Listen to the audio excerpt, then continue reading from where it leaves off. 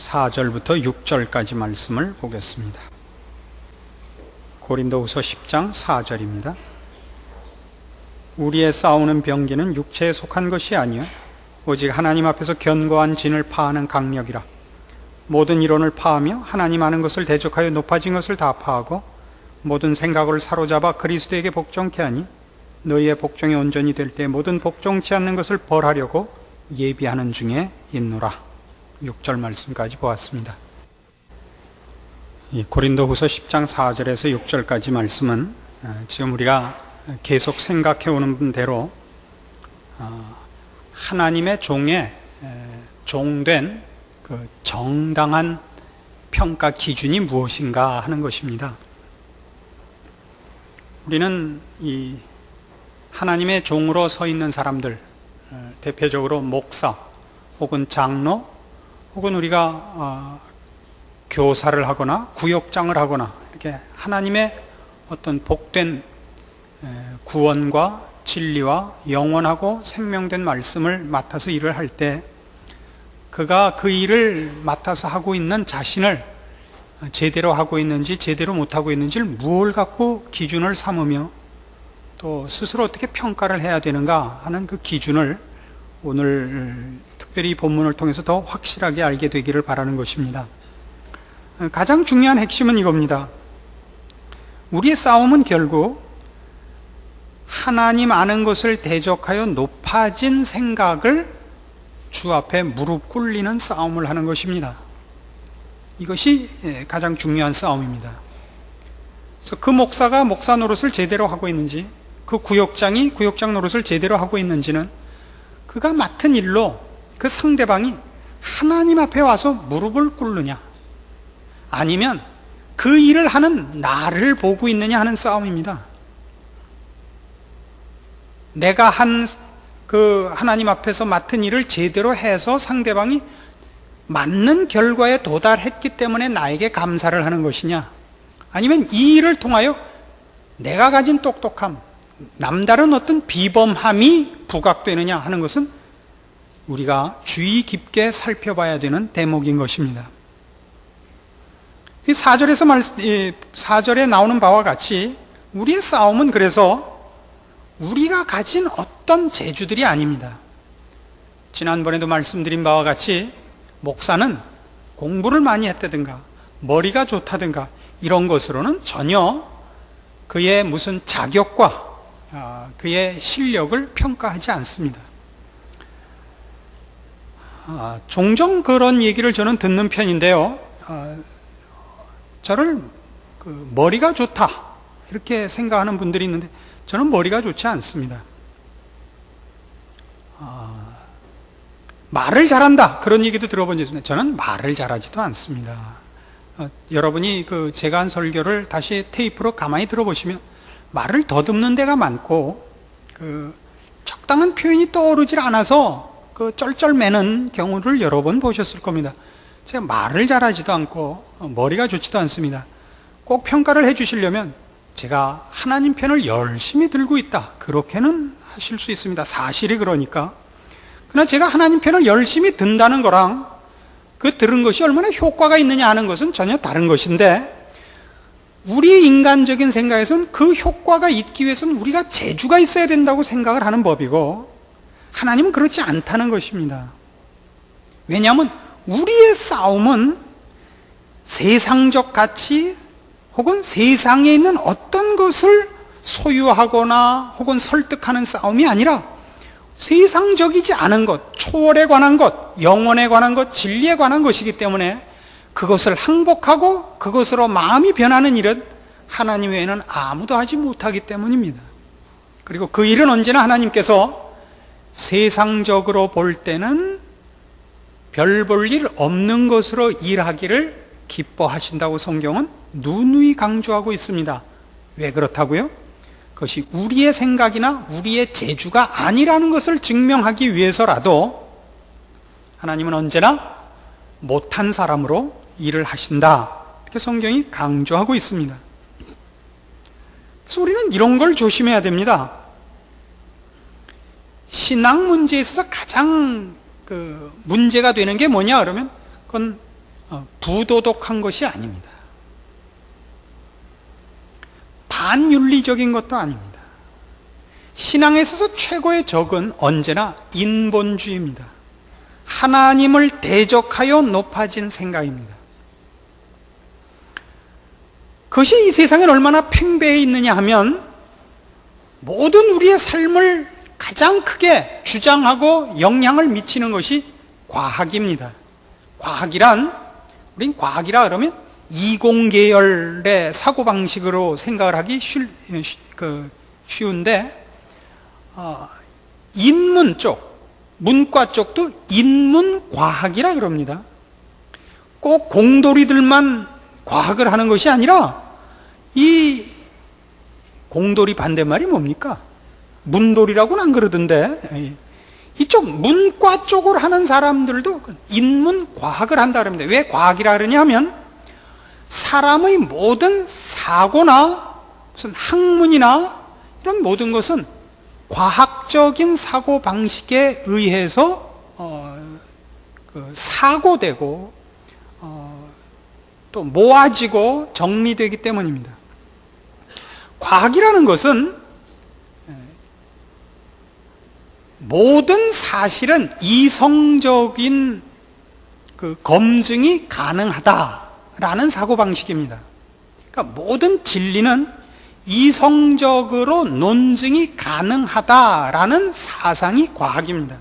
그건 잘 아시는 대로 그리스에서부터 나온 사상입니다.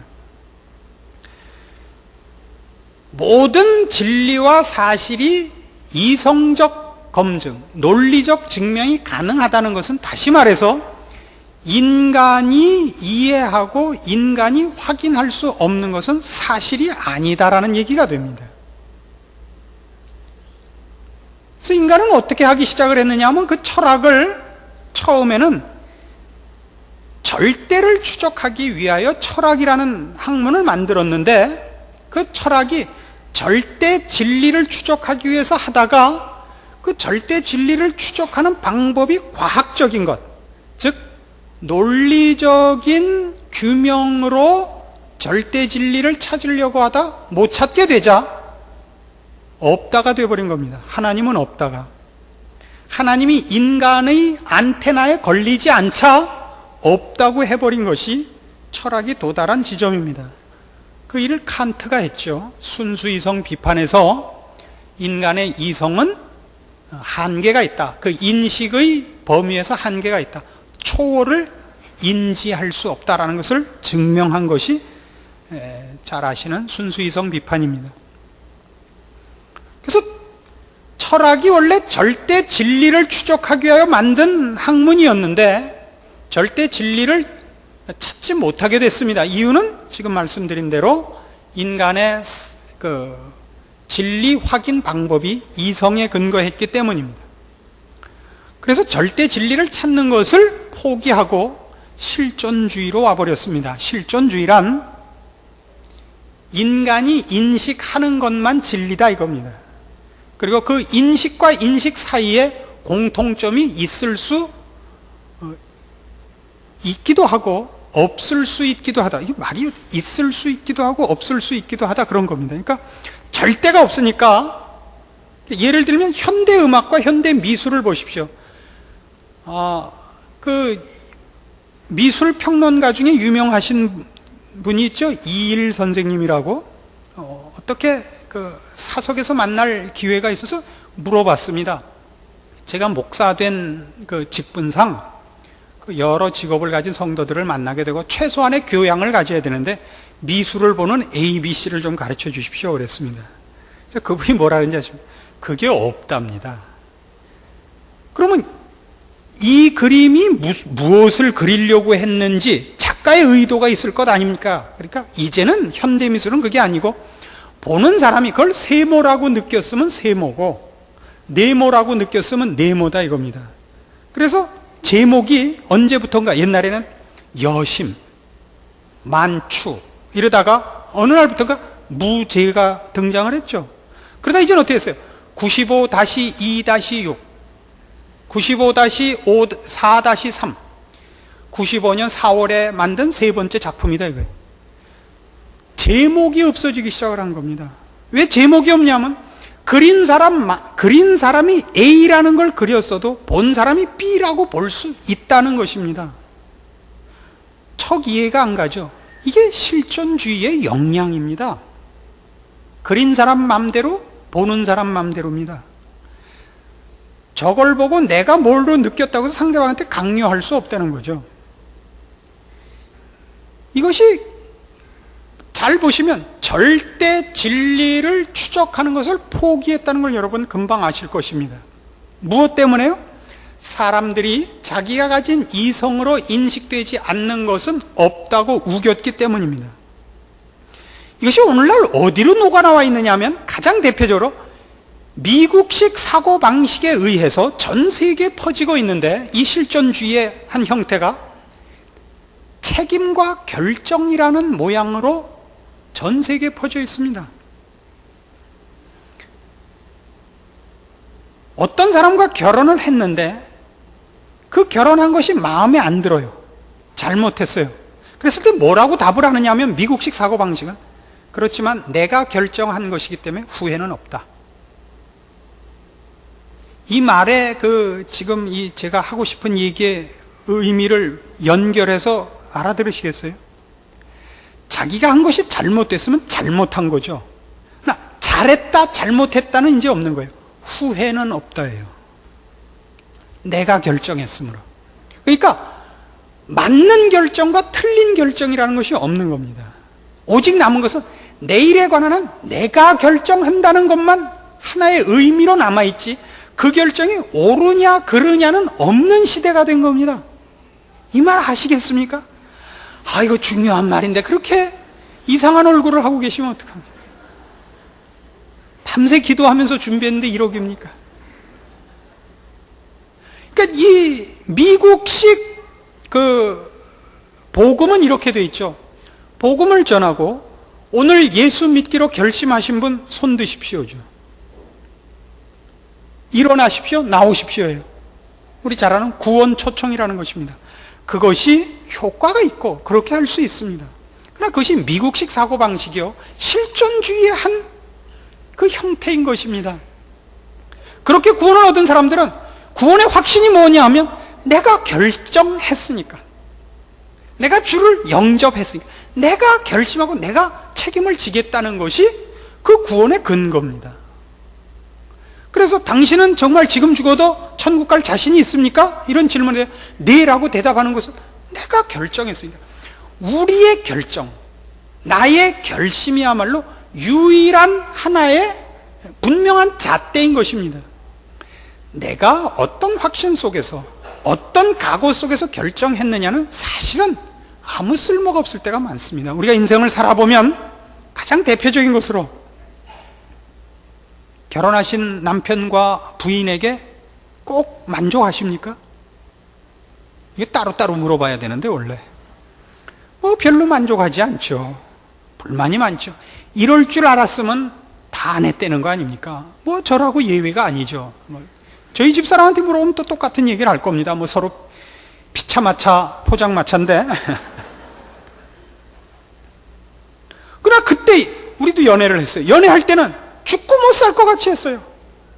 이 일을 위해서라면 죽어도 좋다, 이렇게 한 마누라입니다. 근데 해보니까 그렇게 죽고 살고 하나, 그냥 눈 감고 점 찍어서 하나, 그게 근데 만일 내가 죽고 살기로 했는데 해놓고 보니까 잘못했으면 어떻게 하겠습니까? 잘못해서 잘못한 겁니다. 잘못 판단한 것이요, 잘못 결심한 것, 잘못 결정한 것이 수도 없이 많은 법입니다, 인간이란. 왜요? 우리가 너무나 허점이 많으니까. 그래서 우리는 어떻게 한다고요? 내가 그때 잘못했지라고 안 하고, 잘했다, 잘못했다가 없단 말입니다, 이 세상에. 지금 이 실존주의적인 시각에서 본다면, 내가 결심했으므로, 남이 강요해서 한 것이 아니므로 후회는 없다, 이렇게 돼 있거든요. 이걸 깨는 것이 기독교 사역에 있어서는 대단히 중요한 싸움인 것입니다. 하나님께 선한 인도하심을 구하며 하나님이 기뻐하시는 결론에 이르기 위하여 그의 뜻을 묻고 그 뜻에서 어긋나지 않으려고 몸부림치는 것이 인간에게 가장 고상한 것이요 책임 있는 행위여야 되는 것입니다. 내가 결정했다 안 했다가 아닌 것입니다. 강요됐느냐 자유로운 결정이냐의 가치가 있는 것이 아니라 옳았느냐 글렀느냐가 있는 것입니다. 잘못했으면 용서해달라 그러고 돌이킬 수 있게 해달라고 기도해야 되는 것이 우리가 아는 절대 진리와 하나님 앞에서의 우리의 위치요 우리의 모습인 것입니다. 이 싸움인 것입니다. 우리의 싸움은. 그러니까 이렇게 요구하시면 안 됩니다. 잘 생각해 보세요. 목사가 도덕적으로 또 인격적으로 성품적으로 또 지식적으로 사회적으로 다른 데서 흠이 없으면 더 좋죠. 더 좋죠. 목사가 좀 목사답게 생기면 더 좋죠. 우리 장로님들하고 어디 가면요, 어디서 이름은 들어가지고 남포교회 박 목사가 오셨다 그러면 목사님 오셨어요 그러고 두리번 하다 조동식 장로님한테 꼭 인사를 해요. 기분 나쁘게. 장로님이 이렇게 싱글싱글 웃으면 눈치껏 아니구나. 그 옆에 있는 또 조인기 장로님한테 난 뭐예요? 끝까지 안 해요 나한테는. 목사란 저렇게 안 생긴다는 거죠. 그렇습니다. 전 분명히 목사답게 안 생겼습니다. 그래서 여러분이 어떤 은혜를 받든지 여러분이 생각하기를 이건 저 사람의 작품일 리가 없다, 이런 좋은 결론에 도달하게 되는 겁니다. 그래서 우리는 지금 어떤 흠을 잡고 있느냐면 목사가 얼마나 청렴하냐, 얼마나 성품이 고매하냐 때문에 그 사람이 정말 이 싸움, 하나님을 의지하여 또 사람들을 하나님 앞에 세우는 싸움을 하는지, 저 사람이 괜찮은 사람인지 안 괜찮은 사람인지의 싸움을 하고 있는지를 놓치고 있단 말입니다. 여러분은 제가 인격적으로 도덕적으로 윤리적으로 얼마나 괜찮은 사람이냐 하는 것보다 우리 목사가 우리를 하나님 앞으로 정말 인도하며 하나님의 뜻을 알리는 일을 정말 열심히 하는가를 우선 물어야 됩니다. 그리고 그 일이, 하나님을 소개하고 하나님의 뜻을 알리는 일이 그렇게 쉽게 설명되지 않기 때문에 그것을 믿게 하기 위한 아주 소극적이고 아주 저급한 하나의 도구로 목사가 인격적이고 도덕적일 필요가 있는 것이지, 여러분들이 저한테 요구하는 것은 궁극적으로 저의 도덕성이나 저의 어떤 인품은 아닌 것입니다. 물론 저는 개인적으로 목사라는 책임과 함께 하나님의 사람으로 제가 완성돼야 할 책임을 갖고 있어서 저 스스로를 더 신앙 인격으로 주를 닮은 성품으로 저를 채찍질할 것입니다. 그러나 여러분이 저에게 물어야 할 건 그것이 먼저가 아닌 것입니다. 제 설교를 듣고 저와 만나면 한 걸음 하나님 앞으로 여러분이 더 이렇게 떠밀려져서 오는가, 그걸 확인하셔야 되는 겁니다. 기분은 나쁘지만 그거 말은 맞다, 이걸 구별을 하셔야 된다고요. 물론 기분 나쁠 일도 없죠. 제가 잘난 척을 합니까? 제가 랩니까? 그래서 여러분들 구역에서도 마찬가지입니다. 구역장들도 똑같아요. 구역장들이 해야 할 일이 뭐냐? 여러분 구역에 있는 구역원들을, 제 쪽에서 얘기하면 모든 성도들이 그 인생에 있어서 다급한 문제를 만났을 때에 그 문제를 푸는 것에 너무 매달리지 마시기를 권합니다. 사업상의 문제, 건강의 문제, 어떤 인생살이에 있어서 중요한 어떤 문제에 걸릴 수 있습니다.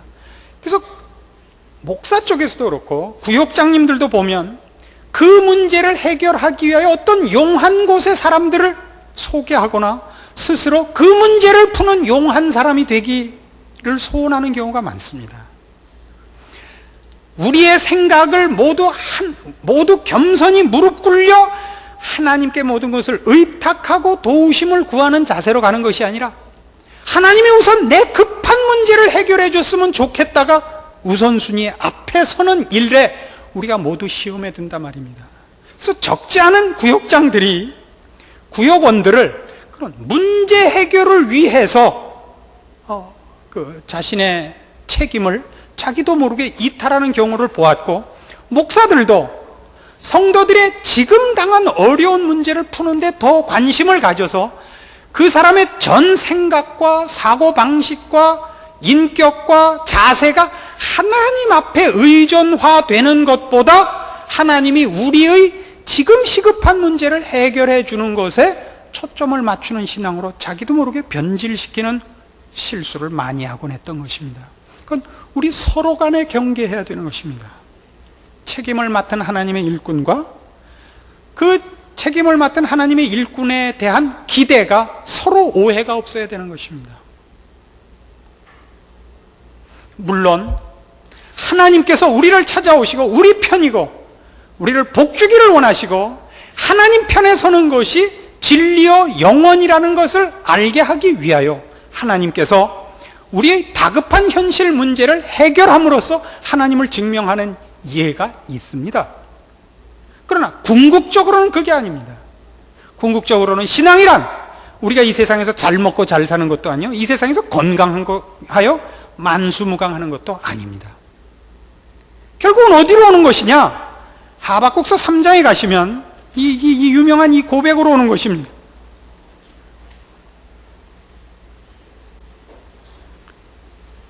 구약성경 1305페이지 하박국서 3장 17절입니다. 비록 무화과 나무가 무성치 못하며 포도나무에 열매가 없으며 감람나무에 소출이 없으며 밭에 식물이 없으며 우리의 양이 없으며 외양간에 소가 없을지라도 나는 여호와를 인하여 즐거워하며 나의 구원의 하나님을 인하여 기뻐하리로다. 주 여호와는 나의 힘이시라. 나의 발을 사슴과 같게 하사 나로 나의 높은 곳에 다니게 하시리로다. 이리로 오게 하는 것입니다. 하나님은 공의로우시며 하나님은 신실하시며 하나님은 자비하시며 하나님은 우리에게 복주기를 기뻐하시며 하나님은 영원이시며 우리를 영광의 나라로 인도하시기를 기뻐하시는 내 아버지시라. 우리 아버지께서 하시는 일에 잘못된 일도 없고 우리를 외면하는 일도 없고 하나님의 일에 실패도 없고 이것을 아는 것입니다. 그래서 사실은 신앙인들이 그의 인생이 형통함으로써 하나님 앞에 오는 것보다 고달픈 경우에 더 많이 하나님에 대해서 배우는 것입니다. 우리가 하나님에 대해서 배우고 하나님의 인도하심으로 높은 자리에 가는 그 경지는 바로 세상의 모든 것이 우리에게 이제 다 멀어지고 기대가 없고 희망이 없고 그럼에도 불구하고 하나님께서 나의 편이라는 것 때문에 그 모든 것에 상관없이 우리가 만족하는 자리에 가는 것, 바로 이 하박국서에 나온 이 고백과 똑같은 그것입니다. 교회는 여러분을 이 세상에서 성공하게 하기 위하여 서 있지 않습니다. 목사는 여러분이 필요한 것을, 세상적 필요를 채우기 위하여 여러분을 안내하는 사람 아닙니다. 우리는 우리를 지으시고 우리를 영원한 나라로 부르신 하나님의 인도하심과 그 뜻을 순종하며 그래서 그 나라에 가기 위하여 주 앞에 부름받았고 그 준비를 해야 되는 사람으로 여기 서 있습니다. 우리는 서로 그것을 요구해야 됩니다. 여러분은 저에게 더 많이 하나님의 뜻을 알려달라고 하셔야 됩니다. 하나님 무엇을 좋아하시는가? 무엇을 기뻐하시는가? 무엇을 싫어하시는가? 여러분은 저보고 더 공부해라, 더 유명해져라, 무슨 더 건강해져라 이런 얘기 하실 필요 없습니다. 그런 얘기를 하려면 여러분에게 더 하나님을 잘 소개하기 위해서 건강해지라 그럴 필요가 있는 것입니다. 여러분은 저에게 오셔서 그렇게 아프셔서 어떡해요? 라는 얘기를 할 필요가 없습니다. 제가 어느 날 아파서 죽으면 하나님이 다음 사람을 준비하실 것입니다. 걱정을 허덜 마십시오. 여러분 신앙이나 챙기십시오. 뭐 오셔서 아무 쓸데도 없이 와서 걱정하지 마시고 오늘 들은 말씀 생각하시고 내가 정말 하나님의 사람으로 정당하게 살고 있는가 그 걱정이나 하십시오. 주제넘게 무슨 목사 건강을 걱정하십니까? 이렇게 말했다고 너무 섭섭해하지 마시고 왜 그렇게 얘기했는지를 좀 알아주십시오.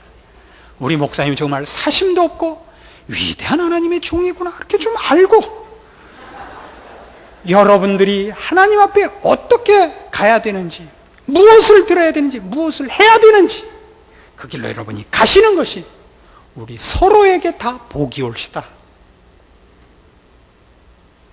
그것이 여러분이 저에게 보상하는 것이요 제가 여러분에게 보상하는 것입니다. 좋은 목사, 좋은 교인이 되는 것입니다. 지금 사도 바울이 고린도후서 10장에서 계속 하는 싸움인 것입니다. 고린도 교회 교인들이 바울 보고 왜 이렇게 신통치 않냐 이겁니다. 생긴 거나 말하는 거나 어떻게 하나님의 종 같지가 않다 이겁니다. 바울 얘기가 이겁니다. 내가 너희들에게 무엇을 하고 있는지 아느냐 이겁니다. 하나님 앞에 항복하는 것, 하나님으로만 만족하는 것, 그거 시키려고 했지 내가 얼마나 훌륭한 사람인가를 설명하려는 것 아니다. 우리의 싸움은 그것이 아니다. 우리는 육체로 싸우지 않으며 육체를 과시하고 증명하기 위해 싸우지 않으므로 육체의 힘을 기르는 것 아니요 하나님의 뜻을 전하며 하나님의 일이 이루어지기 위해 하나님 앞에 순종하며 하나님이 그 길을 하늘에 썩는 미랄로 십자가로 이루시기를 기뻐하기 때문에 내가 이런 모양으로 쓰임을 받고 있단다. 이 얘기가 골자인 것입니다. 이 일에 여러분들이 이런 우리의 중요한 문제, 따져야 할 문제가 아닌 지엽적인 문제들로 인하여 여러분의 신앙이 시험을 받든가 흔들리든가 소모되는 일이 없이 하나님 앞에 온전한 인도하심을 받아 복된 자리에 이르는 결실이 여러분 자신에게 있어야 된다는 것 기억하시고 감사함으로 그리고 두려운 마음으로 여러분의 신앙을 완주하시기 바랍니다. 기도하십시다. 하나님 아버지 은혜를 감사합니다. 하나님께서 우리에게 무엇이 진리인지 무엇이 생명인지 보이셨습니다. 그러므로 우리는 핑계할 수가 없습니다. 하나님께서 우리에게 알게 하신 모든 것 순종할 것인가 말 것인가만 있습니다. 짐짓 못 들은 척하고 외면하는 미련한 일들이 저에게 일어나지 않도록 주께서 우리에게 주신 말씀들로 우리 마음속에 가만히 있지 못하도록 우리 하나님 은혜 베풀어 주시옵소서. 주의 말씀을 들은 대로 실천할 것이요 열매 맺을 것이요 그렇게 성숙하여 우리 자신이 복된 사람이 되는 길, 그 길 우리 다 가게 하시옵소서. 예수님의 이름으로 기도합니다. 아멘.